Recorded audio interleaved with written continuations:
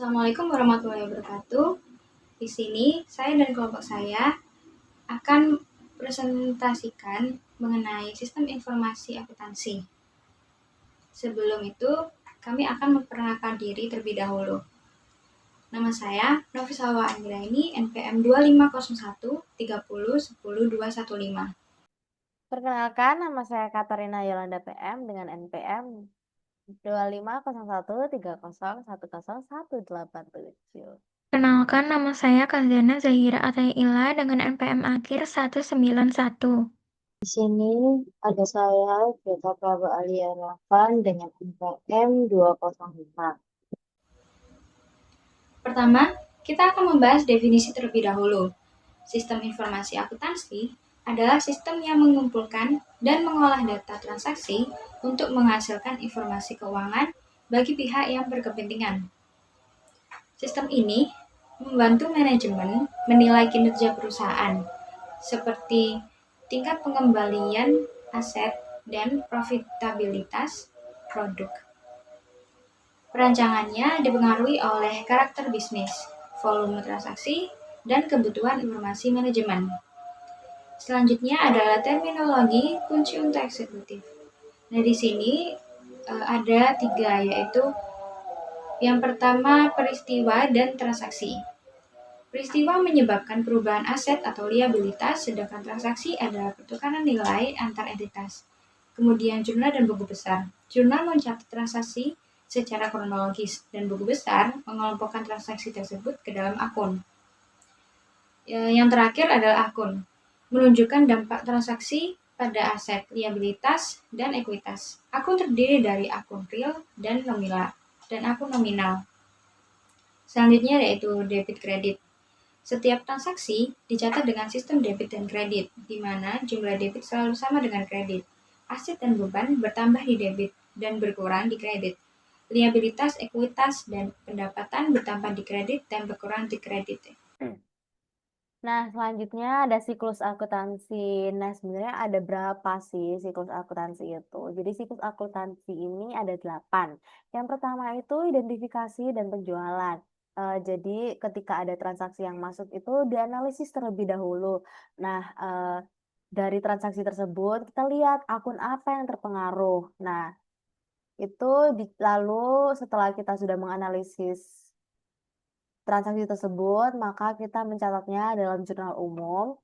Nah, di jurnal umum ini berlaku aturan debit dan kredit.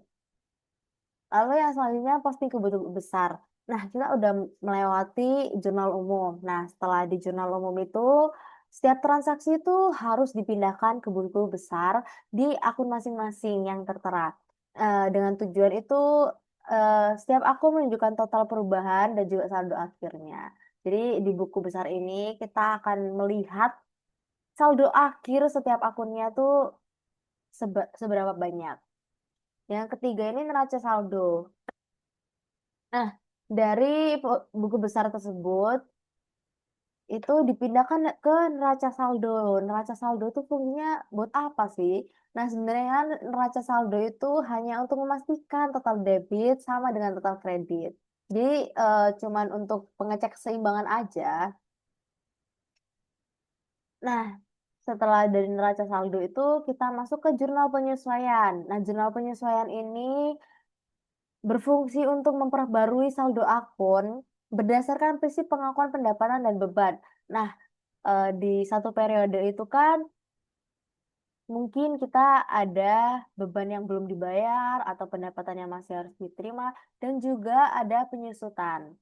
Nah, itu disesuaikan di jurnal penyesuaian ini. Jadi, jurnal penyesuaian ini dilakukan di akhir periode yang berfungsi untuk menyesuaikan akun agar sesuai dengan prinsip akrual.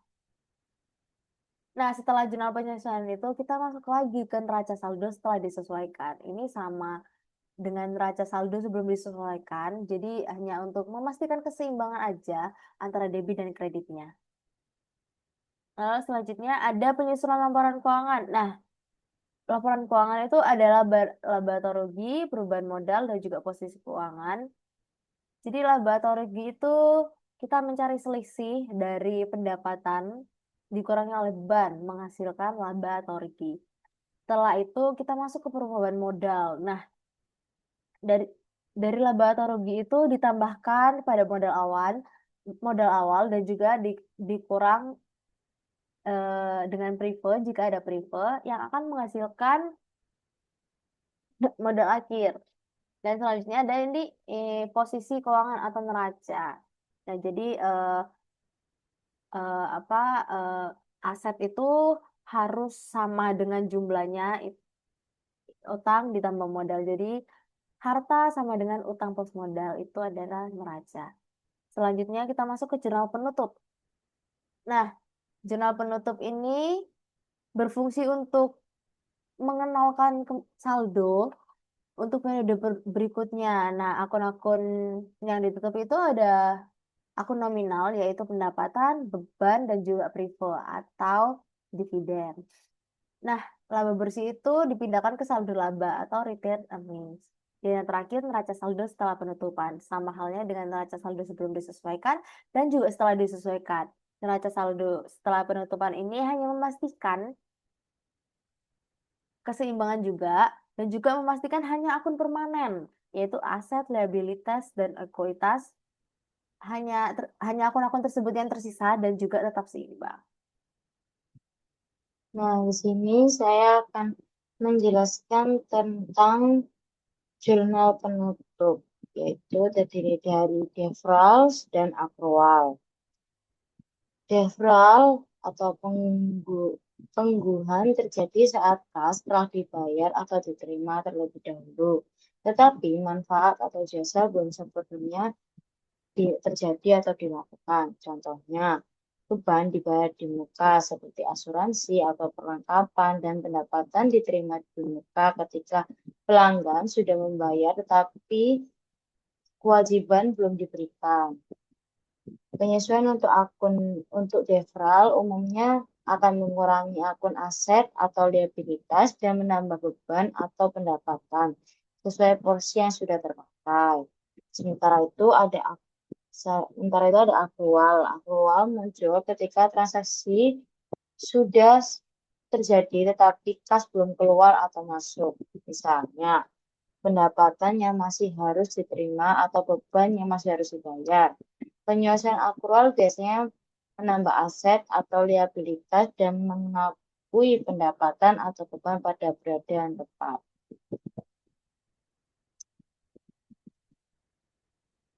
Berikutnya ada penyusutan atau depresiasi. Depresiasi adalah biaya aset tetap selama masa manfaatnya.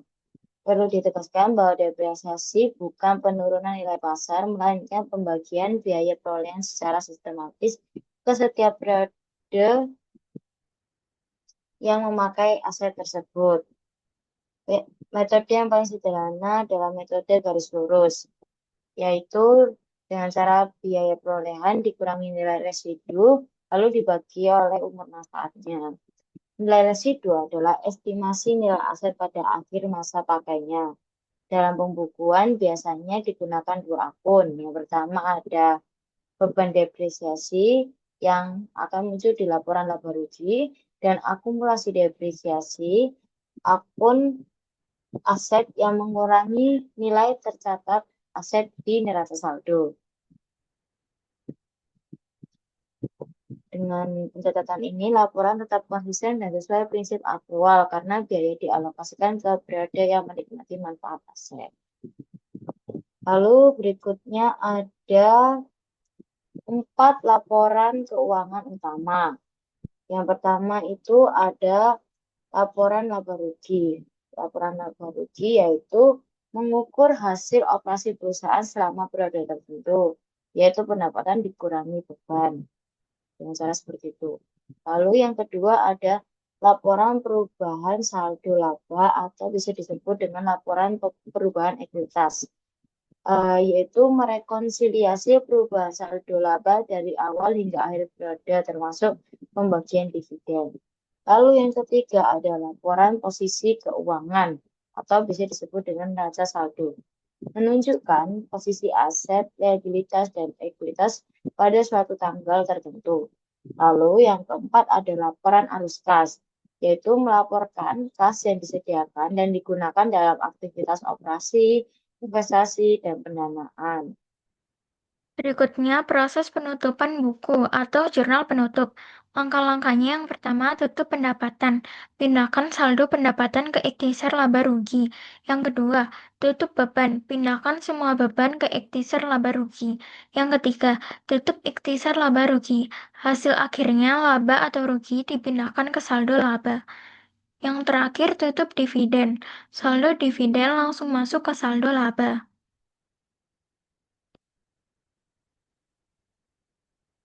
Selanjutnya ada basis kas versus basis akrual.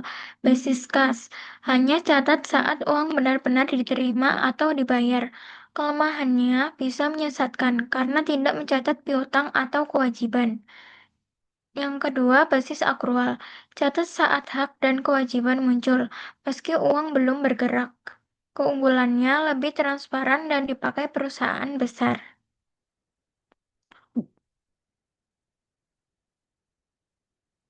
Berikutnya ada perspektif global, IFRS versus US GAAP. Kesamaannya sama-sama pakai sistem pencatatan ganda, jurnal, buku besar, dan neraca saldo.